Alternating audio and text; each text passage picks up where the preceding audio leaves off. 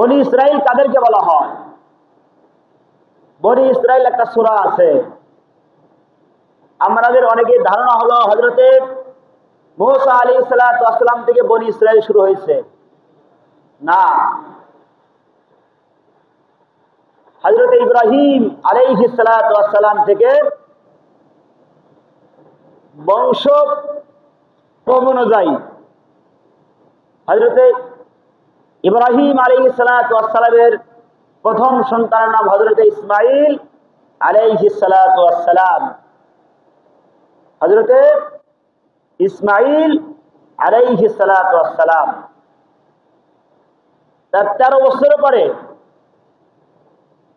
হযরতে সারা আলাইহিস সালাতু ওয়াস সালামের সন্তান হযরতে ইসহাক আলাইহিস সালাতু ওয়াস সালাম। কথাগুলো বুঝবেন। সাহারার গর্ভে যে সন্তান, এই সন্তানের নাম কি?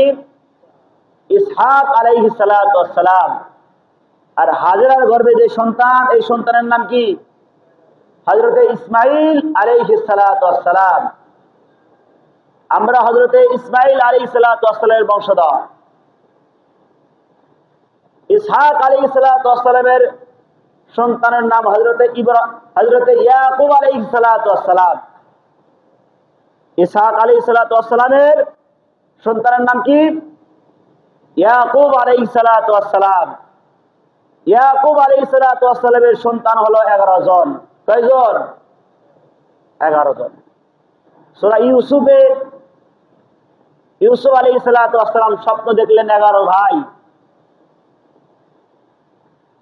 ইন্নী রাআইতু আহাদা আশারা কাওকাবা,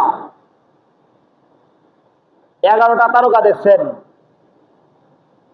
11 তারকা দ্বারা কি উদ্দেশ্য? 11 ভাই। হযরতে ইউসুফ আলাইহিস সালাতু ওয়াস সালামকে যিনি কুয়ায় ফেলে দিয়েছিলেন তার নাম হছিল ইয়াহুদা।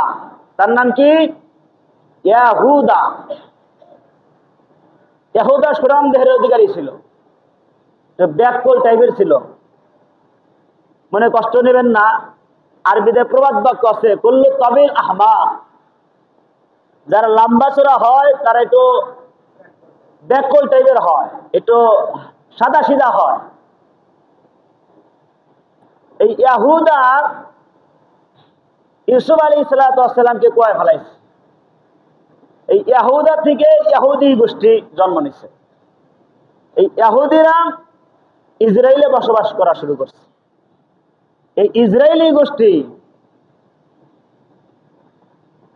আজ ফিলিস্তিনকে দখল করার জন্য, বাইতুল মুকাদ্দাসকে দখল করার জন্য তারা পায়তারা শুরু করছে। শেষ জামানায় 4টা স্থান হবে দামি স্থান, গুরুত্বপূর্ণ স্থান। প্রথম নাম্বার হলো জেরুজালেম। প্রথম নাম্বার কি? জেরুজালেম। দ্বিতীয় হলো মক্কা মদিনা। 3 নাম্বার হলো কুস্তুনিয়া। 4 নাম্বার হলো খোরাসান। 4 নাম্বার কি? খোরাসান। খোরাসান থেকে হযরতে মাহদী আলাইহিস সালাতু ওয়াস সালামের আবির্ভাব হবে। কোথা থেকে? খোরাসান শহর থেকে। আফগানিস্তানের দক্ষিণ সাইডে যে এলাকা, সেই এলাকাটা হবে কি? খোরাসান। আর এই খোরাসান থেকে আগমন ঘটবে হযরতে মাহদী আলাইহিস সালাতু ওয়াস সালামের কাফেলা। আল্লাহ তাআলা আমাদেরকে হযরতে মাহদী আলাইহিস সালাতু ওয়াস সালামের কাফেলায় শরীক হওয়ার মতো তৌফিক দান করুন। জবান খুলে বলুন আমিন। আমিন। ইমাম মাহদী আলাইহিস সালাতু ওয়াস সালামের চুলগুলো হবে কুকরানো। ইমাম মাহদী আলাইহিস সালাতু ওয়াস সালাম আসার পরে 9 বছর পরে আগমন ঘটবে হযরতে ঈসা আলাইহিস সালাতু ওয়াস সালাম। ঈসা আলাইহিস সালাতু ওয়াস সালাম 40 বছর রাজত্ব করবেন, 40 বছর খিলাফত প্রতিষ্ঠিত করবেন। ওয়া ইন্নী জাইলুম ফিল আরদি খলিফা। আল্লাহ তাআলা বলেন, আদম পয়গম্বরকে আমি আল্লাহ তাআলা খলিফা হিসেবে নিযুক্ত করেছি। হিসাবে খলিফা হিসেবে নিযুক্ত করেছি। খলিফা হলো প্রতিনিধি। আল্লাহর প্রতিনিধিকে আদম আলাইহিস সালাতু ওয়াস সালাম। আদম আলাইহিস সালাতু ওয়াস সালাম হলো আল্লাহর প্রতিনিধি। ইমাম সাহেব যখন নামাজ পড়ায়, ইমাম সাহেবের পরিবর্তনে যে নামাজ পড়ায় তার নাম হলো খলিফা। তার নাম কি? খলিফা, প্রতিনিধি। আল্লাহর কাজ বাস্তবায়ন যিনি করবেন তিনি হলেন প্রতিনিধি। এই আল্লাহর কাজ আমরা যদি বাস্তবায়ন করি আমরাও আল্লাহর খলিফা, প্রতিনিধি। ঠিক না আছে? মেরে দোস্ত বুজুর্গ, জাবুর নাজিল হয় হযরতে দাউদ আলাইহিস সালাতু ওয়াস সালামের উপর।